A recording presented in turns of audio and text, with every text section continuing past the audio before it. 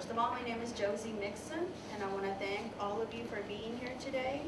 And this is a great opportunity for all of us to use our voices to promote awareness for domestic violence. And the reason I'm here is because I am a survivor of domestic violence and sexual abuse. And the first thing I want to share with you is the Presidential Proclamation, National Domestic Violence Awareness Month, by President Obama. During Domestic Violence Awareness Month, we recognize the significant achievements we have made in reducing domestic violence in America. And we recommit ourselves to the important work still before us. Despite tremendous progress, an average of 3 women in America die as a result of domestic violence each day. 1 in 4 women and 1 in 13 men will experience domestic violence in their lifetime. These statistics are even more sobering when we consider that domestic violence often goes unreported. The ramifications of domestic violence are staggering. Young women are among the most vulnerable, suffering the highest rates of intimate partner violence. Exposure to domestic violence puts our young men and women in danger of long-term physical, psychological, and emotional harm. Children who experience domestic violence are at a higher risk for failure in school, emotional disorders, and substance abuse, and are more likely to perpetuate the cycle of violence themselves later in life. And this right here is why we do this. This is why I do this. And one of the things, I'm not going to read the whole thing, but one of the things that I like that this says is this is not just a job for the government. It's a job for all of us. And that's why I continue to do this every year. Our list of presenters change, and especially this year, I want people to know what is out there, who is out there and who's doing what. Because one of the things that I constantly hear is nobody's doing anything about it. And yes, we are. Individually, we're all doing something about it. But I believe that together, our voice is louder and stronger.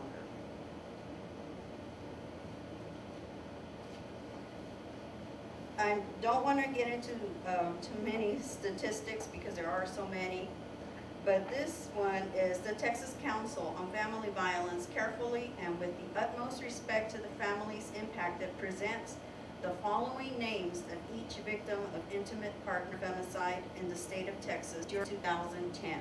Each note includes the date of each woman's death and the city in which she was killed, followed by a short description of the circumstances. These narratives list victims in order by county where the murder occurred. So what I'm going to read to you is the ones for Bexar County, and I only have the list of women. I do not have the list of men, because of course sometimes the men, I don't know if Ted, you might have that kind of information, because I know it changes, just like this one does. I'm sure it's already changed by today. Ofelia Alvarado, 25. Mario Ramirez, 25, stabbed Ofelia to death. The day before her death, Ofelia told her sister that she rejected Ramirez's sexual advances. Ofelia's sister found her body in the kitchen. Authorities charged Ramirez with Ofelia's death. And here again, the next one is Valerie Cantu, 21. Diana Condi, 44. Romaya Dawson, 25. Yvette Ibarra, 40. Jeanette Tribole, 78. Jasmine Whipple, 21. And these are all from San Antonio. These are all Bexar County. So if you want to look at your county or you just want to glance through this, I'll leave it up here so you can read through it. I'm going to start off by reading one of my poems.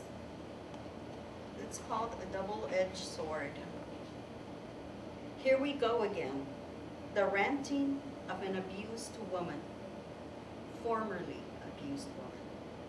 A survivor who still remembers and still revisits as if it were yesterday. Daggers explore the inside of my head, ripping the scabs off the wounds. My fuel-soaked mind lights up with a flick of his tongue. His words continue my demise.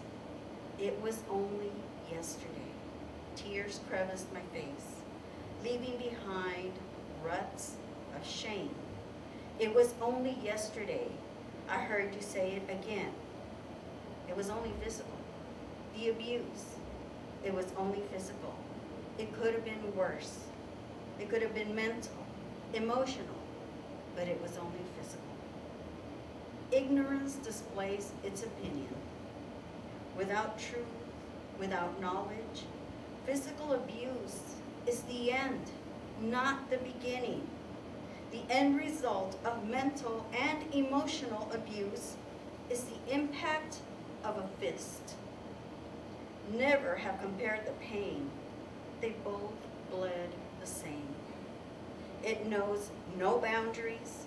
The tongue strikes like a sword, leaving behind the carcass of the person I used to be.